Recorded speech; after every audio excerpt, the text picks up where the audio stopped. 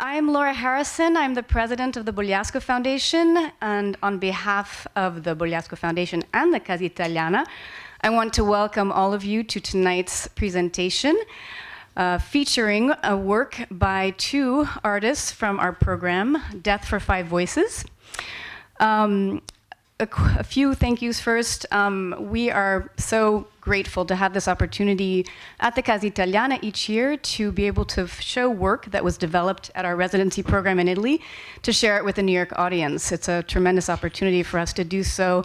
So my thanks to Stefano Albertini, who's not here tonight, unfortunately, the director, Kostya, and all of the Casa Italiana staff for generously hosting us year after year. I believe this is our fourth year, in fact, at the Casa Italiana. Before I introduce tonight's speakers and performers, I wanted to say just a few words about the Bogliasco Foundation for those of you who are not familiar with what we do. The foundation is an American nonprofit that operates in Italy. Our mission is to support the arts and humanities and international cultural exchange by providing resident fellowships for artists and scholars at our study center in Bogliasco, a small town that's not far from the coastal city of Genoa.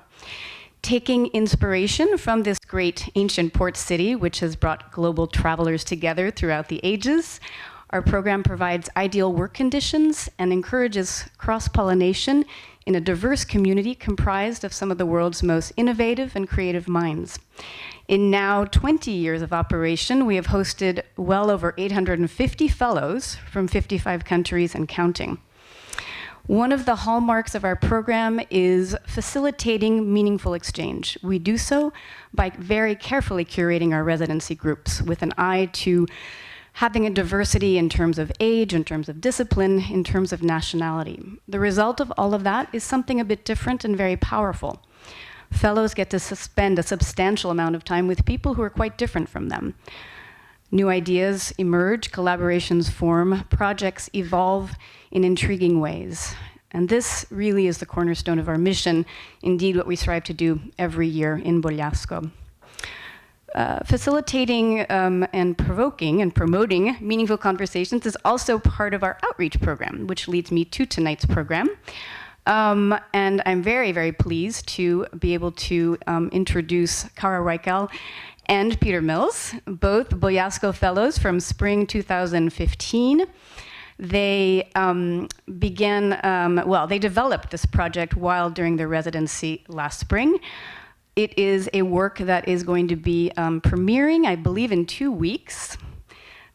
We are very fortunate in that we get to see some previews from what will be the full-length production and get to hear a bit about the creative process, which is truly a privilege, and we're extremely excited about that. I should mention that tonight is the first in what will be a year of celebratory events for the Bogliasco Foundation for our 20th anniversary. We're thrilled to be able to launch this celebration with all of you here tonight in this terrific group of artists. So without further ado, I give you Peter Mills and Cara Reichel.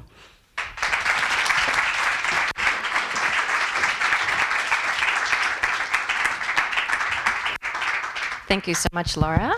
It's on? It's good. Okay, so we have a lot of exciting things that we'd love to share with you. We're gonna maybe talk for about 30 minutes, and then we're gonna bring up some of the actors from our upcoming production. And before you all leave tonight, this is our wonderful postcard, and you can also pick up a flyer on your way out, and we hope you'll come see it, because this is just a foretaste of the actual thing that we've been working on, which is much longer. But Pete, do you wanna start by maybe talking about the inspiration for this piece and where it came from? Sure. Just quick introductions as well. I am the composer, lyricist, and co-book writer of the show that we made together. Cara is the co-book writer with me, and she's also the director of the show. Yeah. And for those who are not, we call it, it's musical theater, but we call it a musical drama. For the book writer is basically anything that people speak but don't sing. So the scenes that are not part of the song lyrics. Yeah. So I thought I might just start by asking how many here, just by a show of hands, have heard of or know who Carlo Gesualdo is? Ah, okay. A more enlightened group than I was a few years back. Good to know. So where this piece began with us was an article that ran in the New Yorker magazine a few years back. I think it was 2012.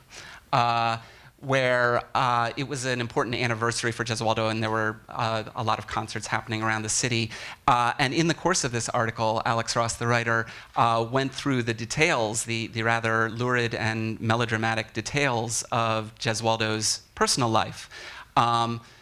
And this was all new to me, and I learned that he was a composer notorious not just for his music, which was very adventurous and groundbreaking for its era, but also for these brutal double murder of his wife and her lover when he caught them together. And I thought, wow, this is amazing material. I think we were sort of on the lookout around that time for new ideas for things that could be made into musical theater. And this seemed like tremendous material to work on. And I wasn't wrong, because in the course of the article, I think I learned that there had been about 8 operas made based on Carlo Gesualdo.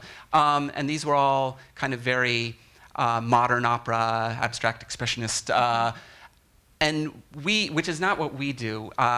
We do sort of more conventional musical theater. I was interested in the idea of a musical that would tell Carlo's story, that would have both scenes and songs. And I was attracted to the darkness of the story, because we'd mostly worked on comedies thus far and wanted to try something new.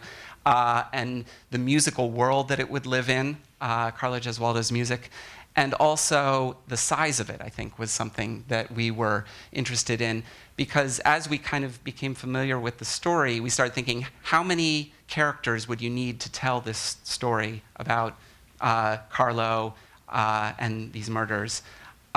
So the first and main character is the man himself, Carlo Gesualdo. For those who aren't as familiar, he was pretty much almost an exact contemporary of Shakespeare's. That's when he lived.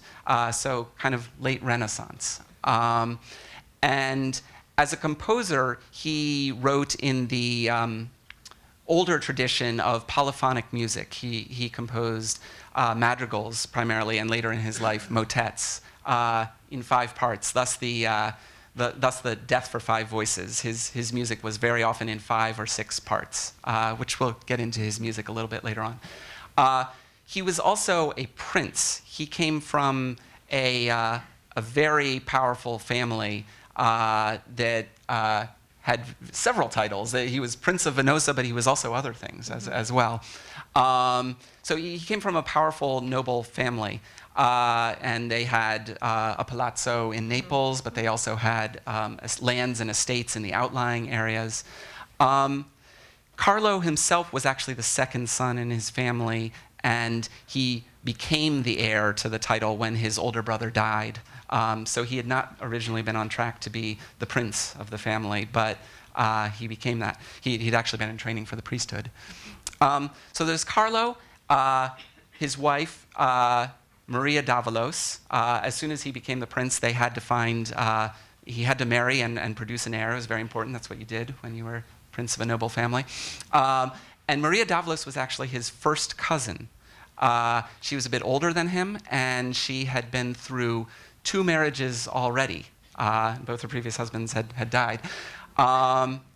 And she was a renowned beauty of the age. She was considered, one of the most... Yeah, I think it's important to know, because you might ask, well, how do we know all of this information about these murders? And it's because the people that we're writing about were very public people in their world, in Neapolitan society at that time. We often say to actors, like, you were kind of the Brad Pitt and Angelina Jolie of your world. People knew who you were. They talked about you. They lived vicariously through your life. So there's actually a lot of, Torquato Tasso wrote an ode when the murders happened, because everyone in Naples was so shocked and saddened by what had happened. So you have to imagine that these are people that are the nobility, and everyone is aware of what's happening. And of course, then the murders were also a matter of public record, which we'll get into in a minute. But Fabrizio Carafa was Maria's lover, and she was saying to Brad Pitt and Angelina Jolie, he was also among the beauties of his age. He was sort of renowned as a ladies' man and a very handsome man. His nickname was the Angel of Naples. Angel of Naples, Yeah. yes. So it was quite the affair. So obviously we had to have our central love triangle, and then we wanted to keep the story like a chamber piece almost. So we were like, what is the minimum number of other characters to round out this world? And for us that was Carlo's mother appears as a character. And is very... Although in that case, we're taking creative license because his mother was not actually alive at the time of the murders. His father was alive. We've substituted his mother for reasons of 5-part madrigal singing. We needed an alto. And we will hear Girolama. We will hear from her at the end of the presentation. Yeah. And then Alfonso Gesualdo, Carlo's uncle, who is a powerful bishop in the Catholic Church, and played a part in the lead up to the murders. And in our piece, that the uncle character is actually kind of a hybrid of a couple of different uncles of Carlo's. His family was also incredibly well connected in the church, and in fact, one of his uncles was Carlo Borromeo, who is a saint. So our Alfonso Gesualdo character, and the historic Alfonso Gesualdo actually became the Archbishop of Naples at one point. If you go into the Duomo there, you see the statue of him. But for dramatic purposes, we sort of fused several historical figures into one. I just decided I better move along through our slides. This is Carlo as a young man, which is the part, the murders actually happened very early on in his life. He was, I think, 24 years old at the time, and he lived on into his 40s. 47. He died when he was 47. So it's a story this is probably more like our Carlo from the show, a young man. And that, I think, is a close-up from the famous painting of him, which is, l.r.davidson. This is Carlo with his uncle. I think that's actually... Borromeo. I think this is supposed to be Carlo Borromeo. Yes. After the murders, Carlo retreated to his country estate in the town of Gesualdo, and as penance, he built churches, and he commissioned this painting where he showed himself as a penitent, with his uncle interceding on his behalf to obtain forgiveness for him. And the part of the painting you can only sort of see if you see this person down on the lower part over there. It's a larger painting. Yeah, it's a larger painting, and Maria and Fabrizio over there in purgatory, without any clothes on, actually. And then it goes all the way up to Jesus at the top and heaven. Yeah. Yeah. And then just to finish out our cast, the last two characters that we have are two household servants. There's sort of the steward of Carlo's palazzo in Naples, Pietro, and then there's Maria's lady's maid, Silvia. And these are the actual figures from the historical record, and they both were involved and played a part on the night of the murders. And so that's a total of 7 characters, and we thought we could really tell the story with just those 7. It's a little confusing when you see our title, Death for 5 Voices, and it's a cast of 7. But just know that 2 people die by the end. That's so true. That's 5. Yeah. That's true. And also the 5 voices is an allusion to Carlo's music, which used those 5-part textures. Speaking of which, so once we decided we wanted to explore this as a piece, my first task as a composer was to kind of become more familiar with Carlo's music. And this is, I think, one of the actual editions of his printed madrigals. As I said earlier, he wrote primarily madrigals, that is, secular settings of Italian poems in the earlier part of his life, and only in his later years did he turn to writing sacred music, which is actually a little bit of a part of our story about his turn to writing sacred music. But as you can see, the cinque voci. Yeah. It's interesting because actually the sacred music that he wrote. It's I believe called the Tenebrae Responsoria. So it's settings of the text of the Passion of Christ from Good Friday, and our second preview is on Good Friday this year. So you can go a lot of places in New York and hear his music performed during Holy Week. So it's still actively a part of sort of the canon of choral music. Although it wasn't for a long time, it sort of fell. He wasn't really appreciated as an artist in his own time, which I'm sure you will talk about, but he was kind of rediscovered in the mid-20th century by a scholar named Glenn Watkins, who wrote sort of the scholarly, he's written a couple of different books, and he did his graduate work sort of putting a lot of the, if you see on our postcard, the music notation in the Renaissance is not music that would be easily performed. Yes, I moved on to that slide. Yeah. This is what the madrigals themselves looked like in their sort of original notation form. So Glenn Watkins was responsible for putting a lot of the music in contemporary notation, and actually Stravinsky sort of discovered it and got very into Gesualdo and was like, this guy was doing things 200 years before anyone else with harmony and chords and. Yes, So, yeah. which I think I want you to hear a little bit of Gesualdo's music. So now come to the technical audio portion where I see if I can play an MP3 for you. Original music from 16th century. This is what I'm going to play now is Carlo Gesualdo's music, and later in the presentation you'll hear some of the music from our show. Yeah, and our show does incorporate some musical themes and some actual choral music that Gesualdo wrote, but really only at the very beginning and the end, because one thing we quickly discovered is that it's not terribly dramatic music in terms of being able to tell a story the way that they wrote music. So it's very interesting harmonically, but Pete's score is really about adapting that for a contemporary audience. Here we go. A little bit of Gesualdo.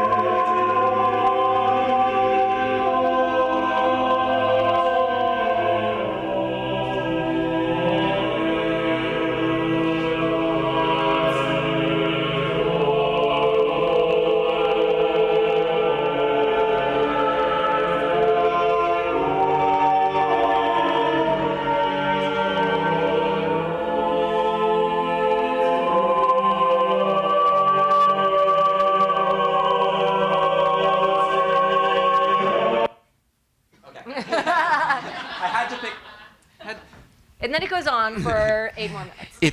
It does. Well, and actually, that was Tribulationem, it's one of the sacred compositions that Carlo did later.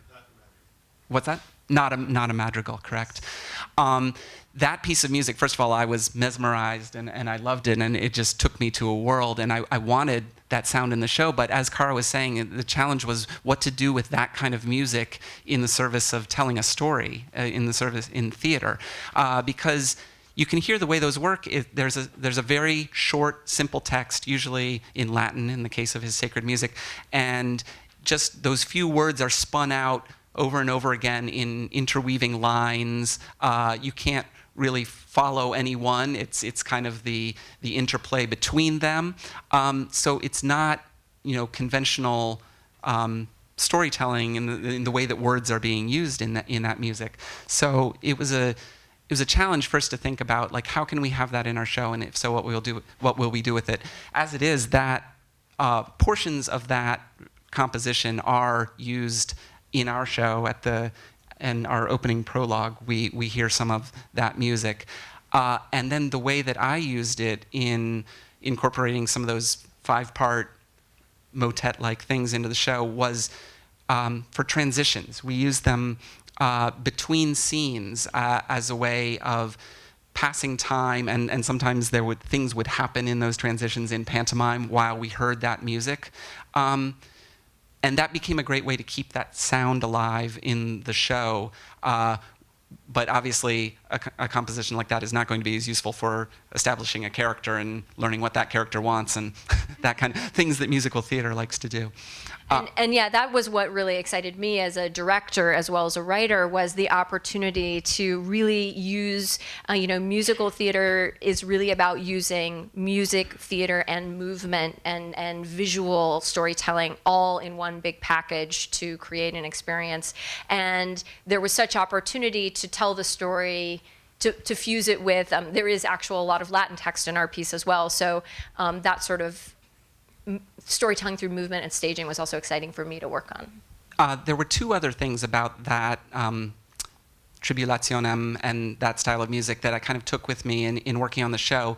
One was the idea of the polyphony of it, that the idea that there were these 5 independent lines all kind of interweaving and doing their own thing. It's very different than the way we think of songs and music nowadays, where there's usually a single melody line that you're following and accompaniment that supports that one melody. I like the metaphor sort of the 5 independent lines. I started thinking about it almost in terms of our characters and their individual trajectories in this story, that they're each in their own story in a way, and the harmonies and dissonances that result between their different trajectories is kind of where the interest arises. The other thing about that music, as when I abruptly stopped it mid-phrase, it's very continuous and it just rolls on, and that kind of became the style of our storytelling, in that we don't stop for a lot of, in musical theater they're called buttons or applause points. Normally a song ends and da, and everyone claps, and we early on, I think, decided that we weren't going to do that as much, that there were going to be songs and there were going to be musical moments, but then we would segue out of them and move on and try to kind of keep things seamless, more in the style of the way the music itself flows on. The next thing I want to play is, this has to do with Gesualdo's daring, I have to go to the next slide. Yes. His daring and groundbreaking harmonies, and let's see if I can successfully play a bit of this. There we go.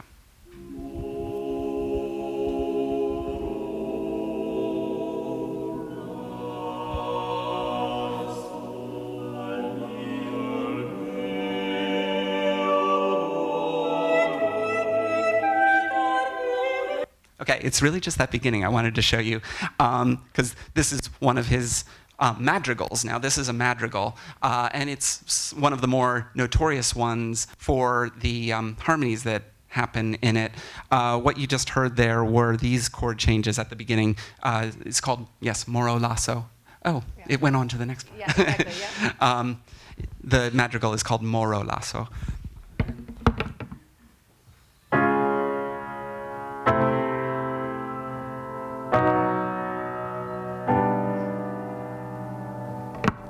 Those are the opening 4 chord changes, and to modern ears, they're not all that shocking, but even today, you can still hear there's something a little bit uncanny about those chord changes. There's something strange going on there. In Gesualdo's day, it was very shocking to people, the kind of harmonic moves that he was making. In this case, it has to do with the voice leading, in which every voice is moving chromatically at the same time, so that we go from this a C major chord to, or actually, no, I did it up a step. I did a D flat major chord going to an A minor chord.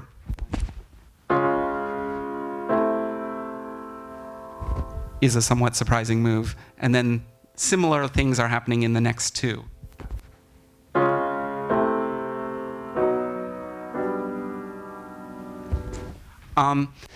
That became another musical material that I wanted to have in the show. I wanted to have these kinds of dark and shifty harmonic things going on. I'd say in our show, probably the Sweetly Strangely is the song that most closely patterns.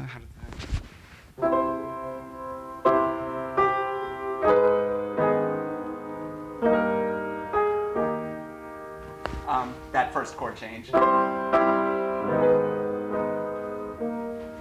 is a very, I would say, Gesualdine, is that the adjective? Gesualdine chord change. The last piece of Gesualdo's music that I wanted to talk about. Another one that we took from and adapted for our show. I think the full piece is named Tristis Animea. I wrote it down. I'm not remembering. There's a passage. It's from his sacred music again. And there's a passage where the lyrics are et ego vadam immolari, I go to be sacrificed. Yeah. And again, it has kind of one of these magical and dark Gesualdo harmonic progressions that we liked.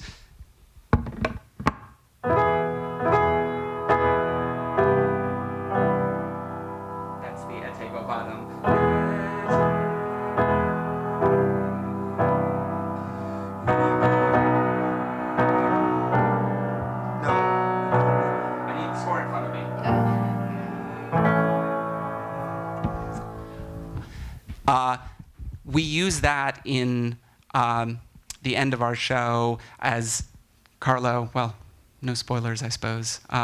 We use that both, we use the actual Gesualdo with the original text, the Et ego vadam, in the end of the show, but it also informs the beginning of the show. The first song, when we first meet Carlo, he sings a song called I Hear the Voices.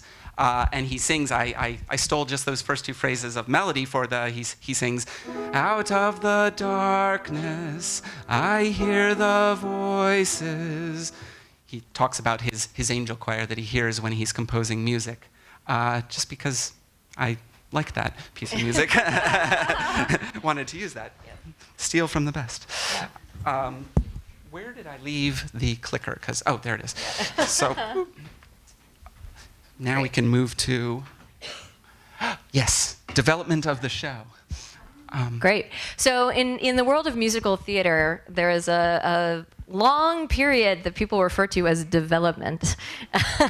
And it's almost anything that happens before you land on Broadway is kind of the way I feel about it. But we're not necessarily ever seeing this show as a project that would be Broadway bound, but anything sort of leading up to that first sort of public premiere.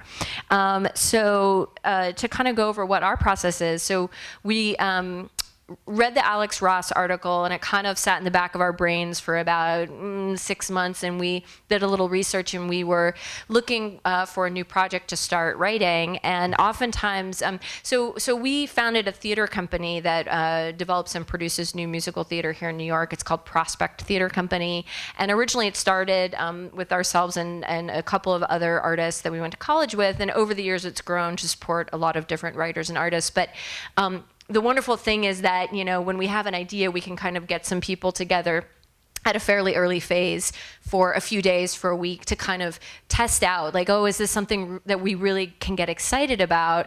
And oftentimes we'll just, literally the first rehearsals for that very first step is we got some actor friends together and we sat in a room and we taught them some Gesualdo music. And because we hadn't written anything else. Yeah, well, we just wanted to see, like, could we actually use his music in a dramatic way? And that's when we really discovered we needed to take a step further to kind of have it be much more original music.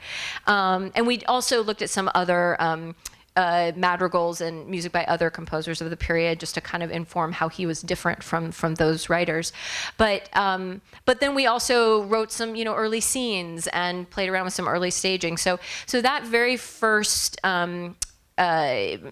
week where we got together with some artists was in September of 2012, and I actually think the article was published in December of 2011. And then we got, out of that week, we felt like, oh yeah, this is really exciting, and we want to plow on and keep working on it. And at that time, we knew we had a theater and some space coming up in March. So basically, from September to March, we wrote as much as we could.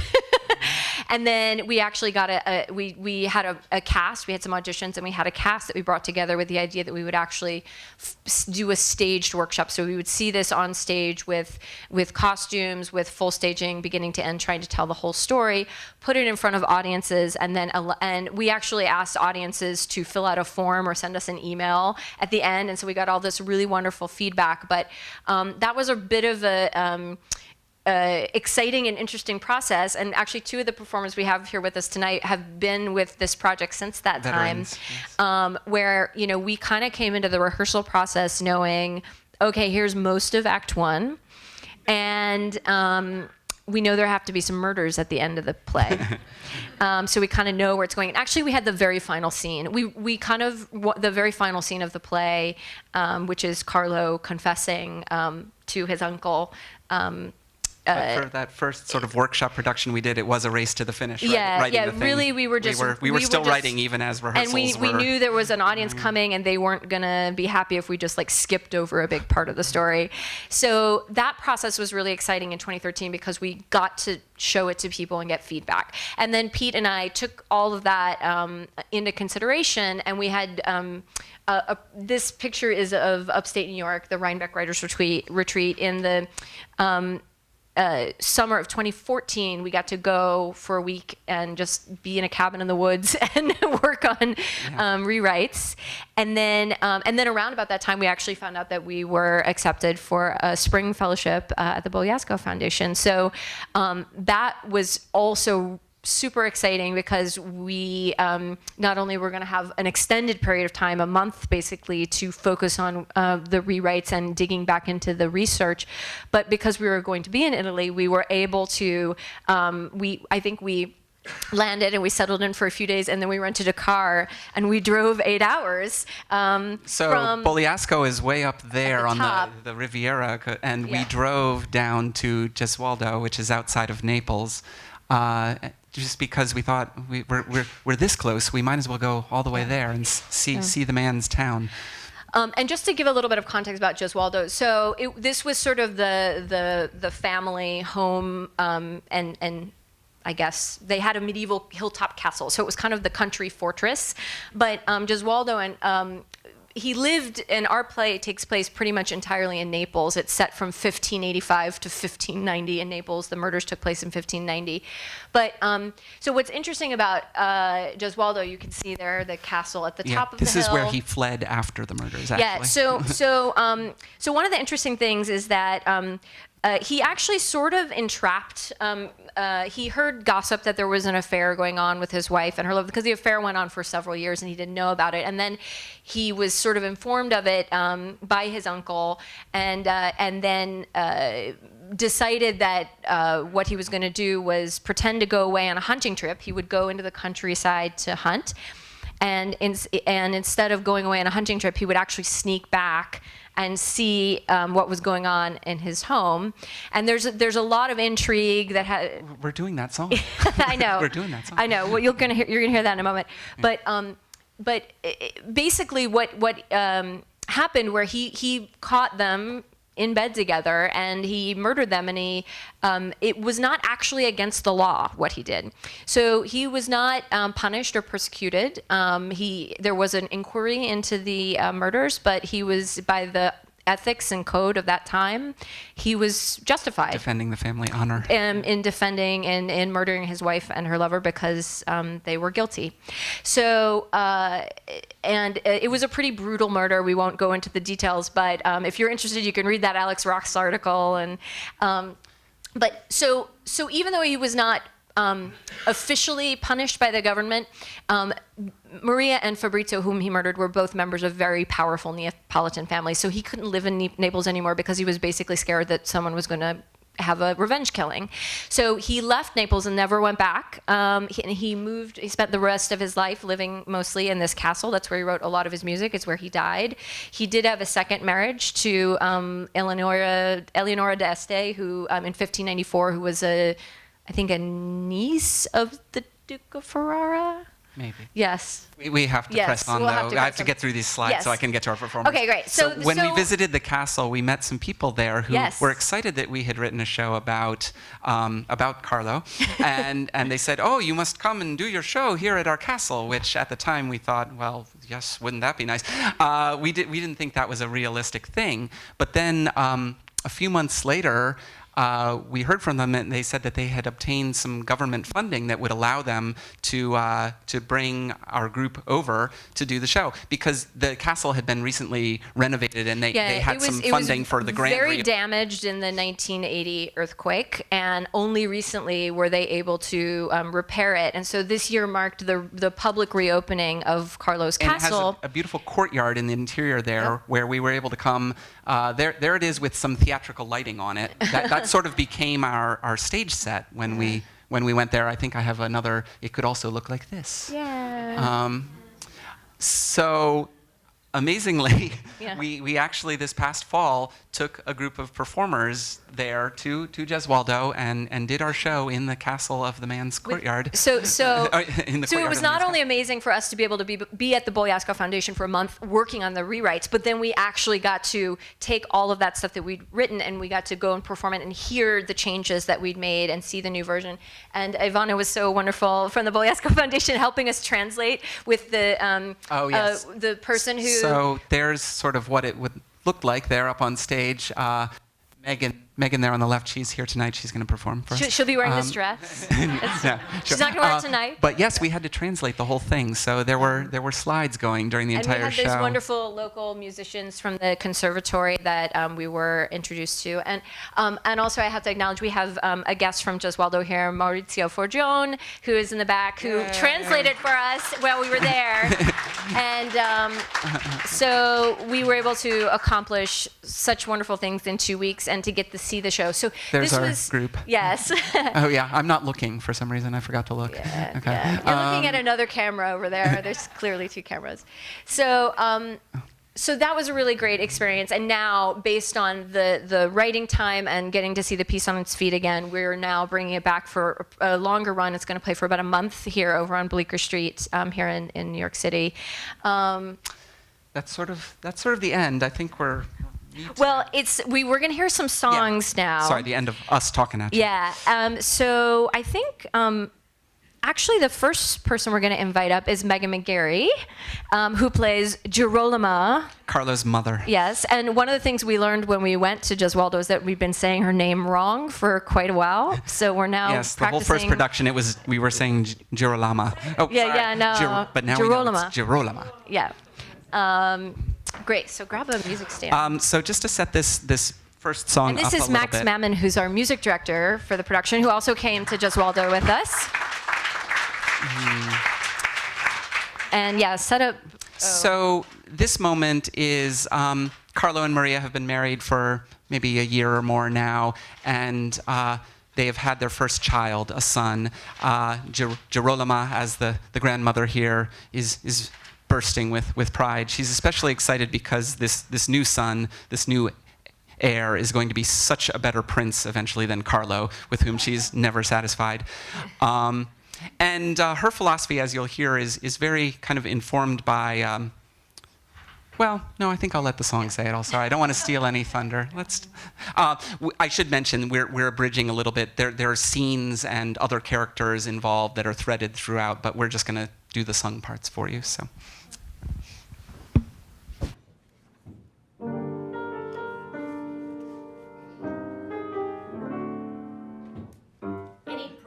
An instinct for survival. Being good will never get him very far. Goodness knows it was not merely goodness that got us the spot up top where we are. He'll need wit to outmaneuver any rival, and a will that people readily revere. Iron fist, velvet glove, that's a man men will love, but above all a fear. He'll be a prince to defend our claim. He'll be an heir who is fit to bear the Gesualdo name. And we must raise him to be prepared to play the part. In body, mind, and heart, he will be a prince. He will read Castiglione for his manners, and his Machiavelli too, to give them teeth. He will get what he wants with a cool nonchalance to conceal the steel underneath. In his youth he'll take a turn beneath the banners to instill a certain military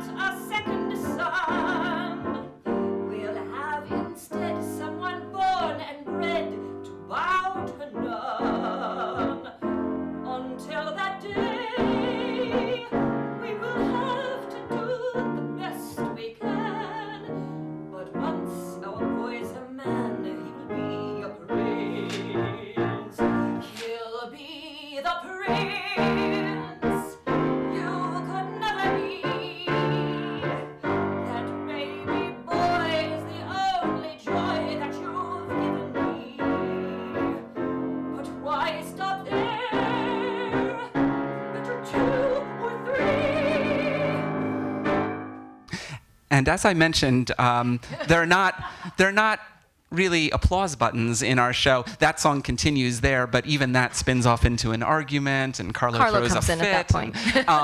So we don't have like nice little applause points for you. We're gonna.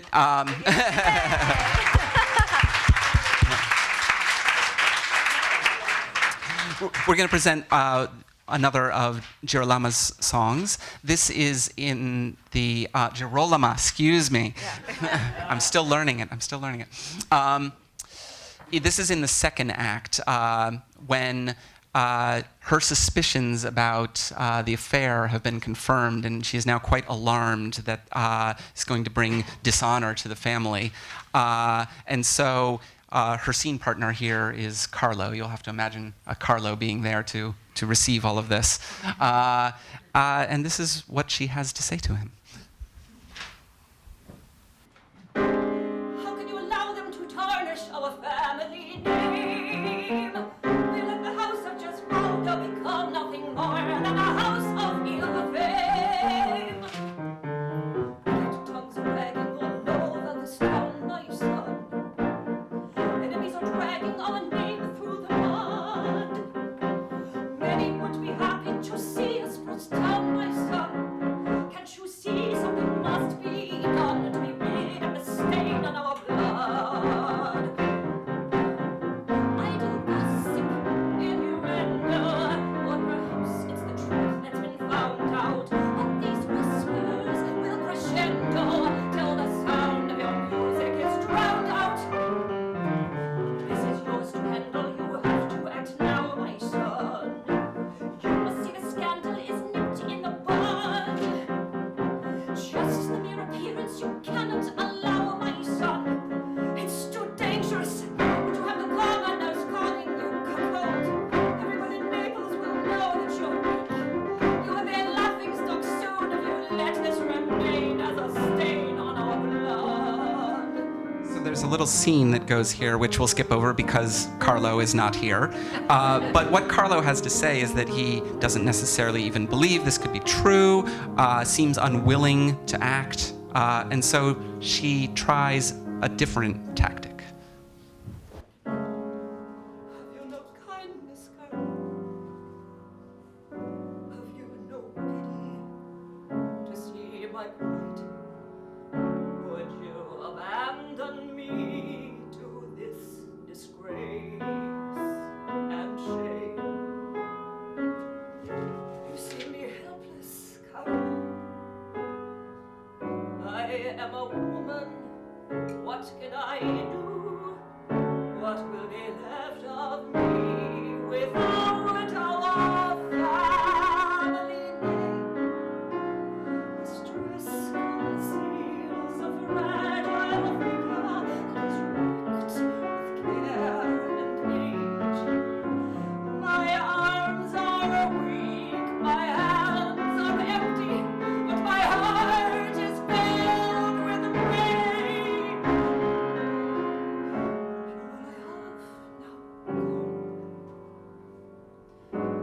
You are the dagger that I must wield, and pray you're made like me, for I believe that you will be the prince that I know you are.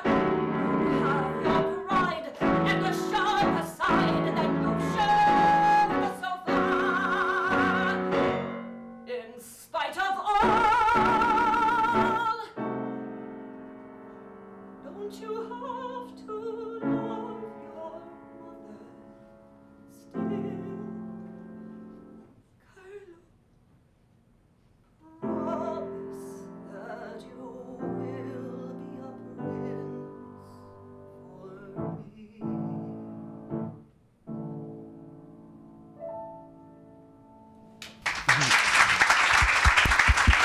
It's Meghan McGeary.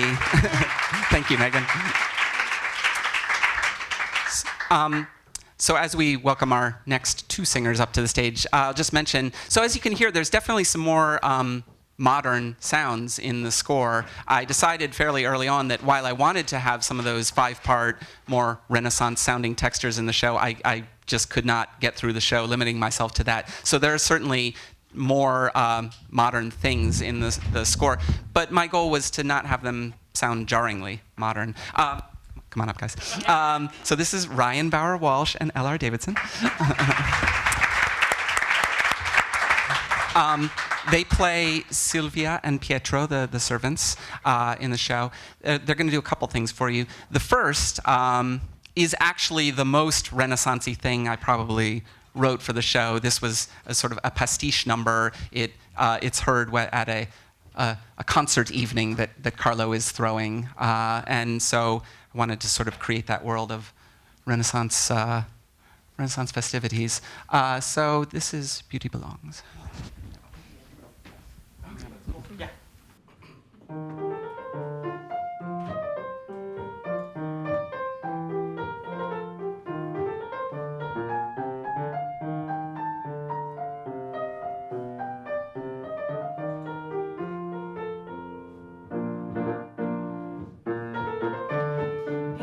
Belongs not to those who possess it. Beauty belongs to the soul it's possessed. Only to the soul that is moved to express it. Not to the face or the form it has blessed. To the poet, to the painter, to the maker of songs. These are the few to whom beauty belongs. Belongs to the soul it inspires, not to the body wherein it resides. Even when the blossom of youthfulness tires, safe in a work of art beauty abides. In the portraits, in the verses, in the heartfelt refrains. These are the places where beauty remains. Bright was my mistress's eye when I met her. Brief was the hour her favors did shine. Soon enough the passing of years had beset her. Yet what is lost to my mistress is mine. Though the fairness of the features that I knew won't be gone. Here in my song let her beauty live on.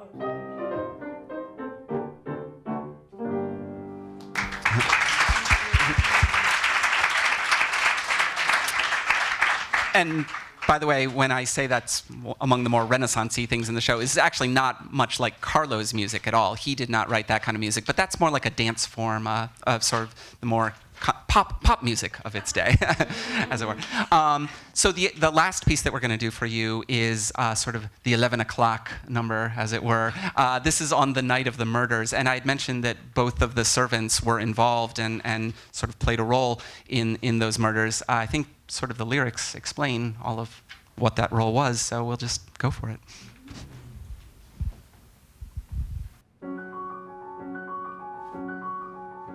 When we set out for Gesualdo, we were four. Though I wondered at the pair of grim-faced soldiers, for I thought we went to hunt the wild boar. But my master had something more in mind, a hunt of a different kind.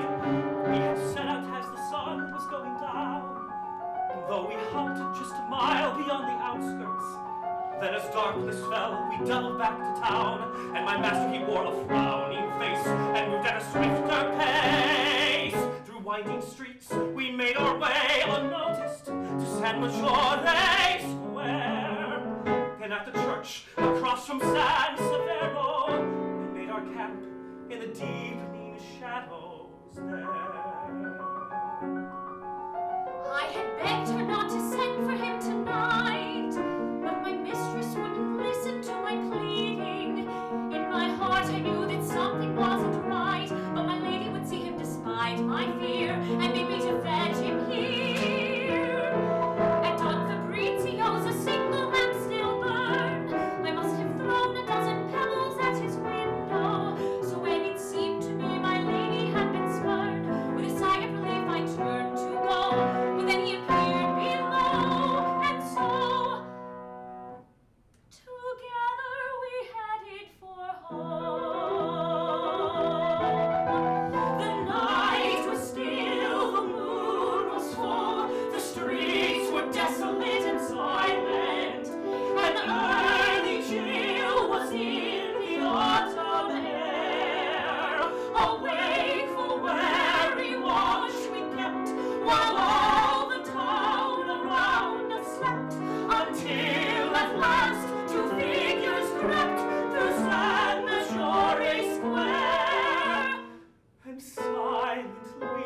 my master wept to see his friend was there. Now I sit at my spot by the bedroom door, keeping watch as I've done many times before. But tonight every sound that I hear is a threat coming ever closer. Every clink is the latch of the palace gate. Every creak is a step on the stair. Every clink that I hear through the floor underneath is the sound of a sword being slipped from a sheath. Is it real? Am I dreaming? Is it happening right now? Is the thing that I fear coming true, coming near? Try to scream, try to run all at once. They are here. And that's where we'll leave it. Thank you, guys.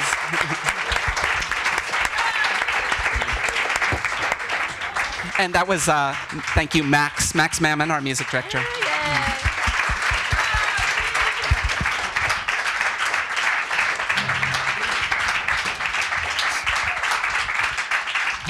Do we have time for questions? or- Maybe if there are any questions, we can just take a couple quick questions. I know there's a reception and we need to wrap it up, but we've been so fascinated by all the research, and we'd love to go on, but we're going to stop there and let you ask questions if you have them.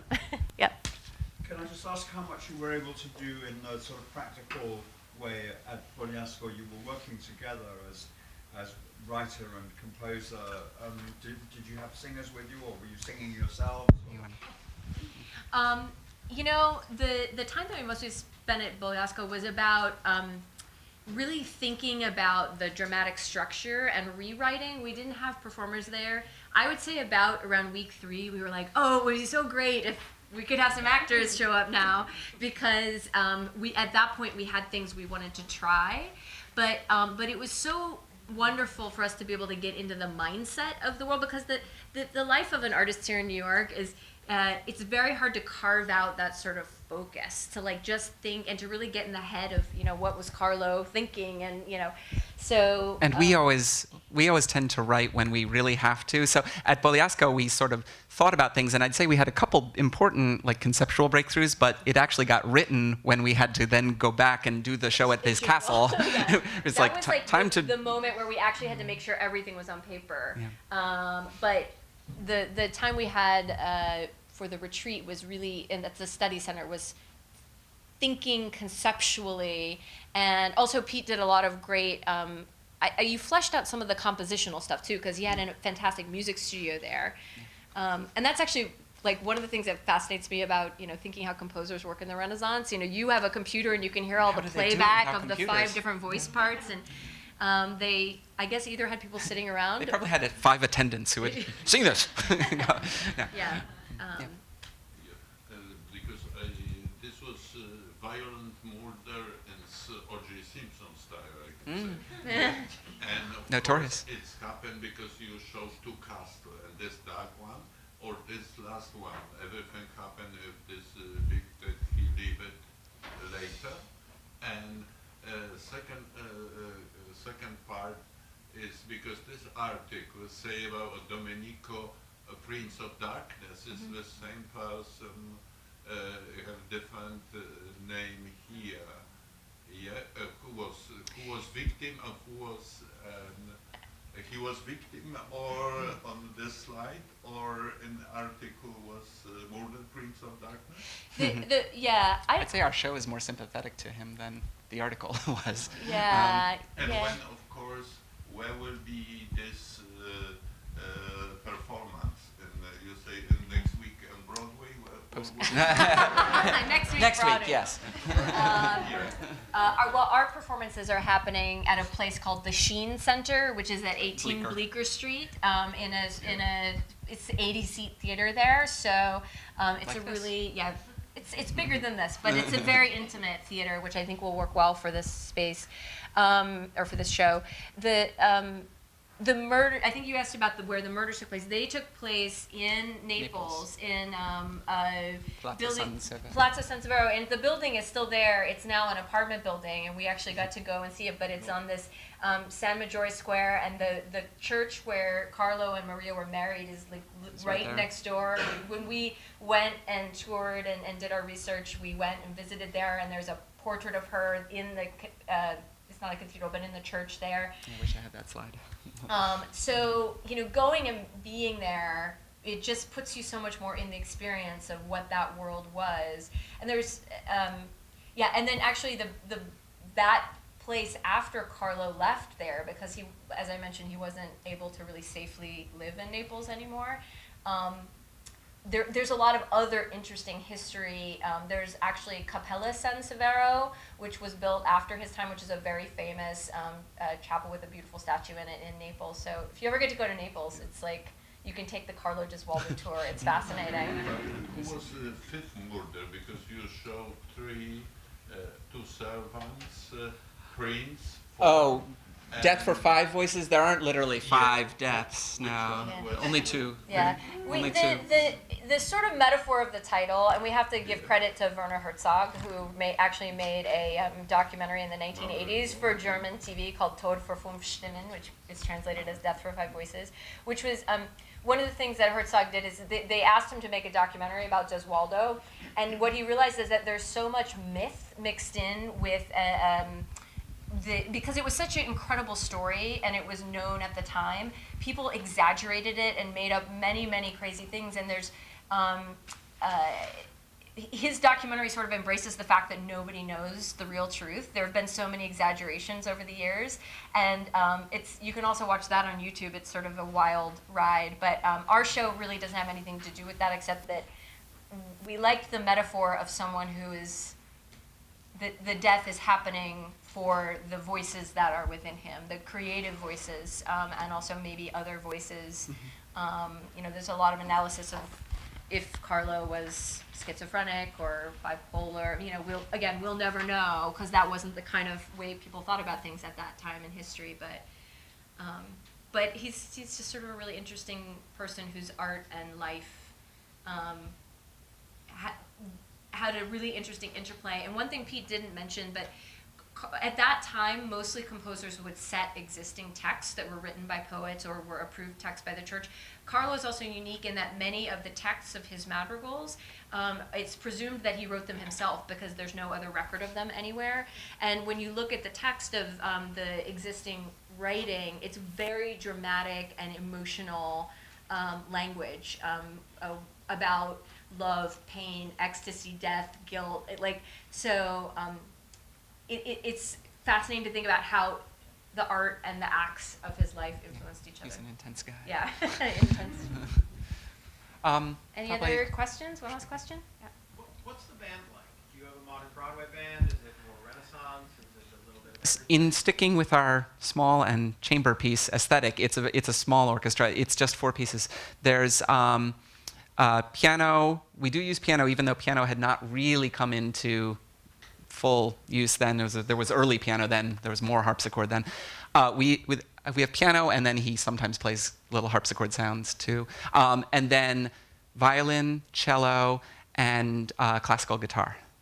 And if we were going to add beyond that, one of those little hornpipey Renaissance. Yeah. No. We just those 4. It's not quite the same world, but yeah, it's very evocative of that period. Just those. The guitar is sort of a stand-in for the lute, which was Carlo's instrument, actually. He was a virtuoso lutenist. Yes. Great. Oh.